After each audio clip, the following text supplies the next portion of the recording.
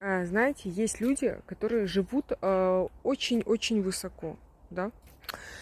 И человек сидит, лежит, допустим, да, в спальне, либо же в гостиной, и слышит конкретный стук в стекло, в окно. Ну, естественно, никого нет, никакой птицы, ничего.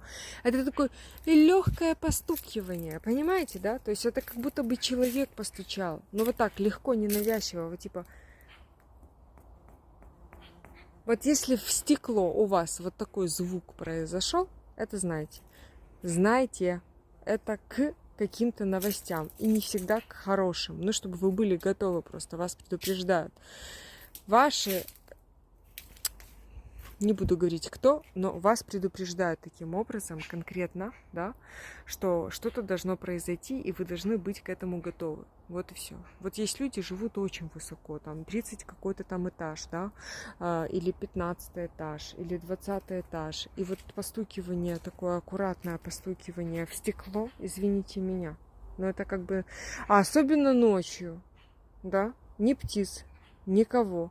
Ну, знаете, это вас просто предупреждают, и как бы ничего в этом страшного нет, просто вы должны как бы принять как данность, и все. Да пребудет с вами сила.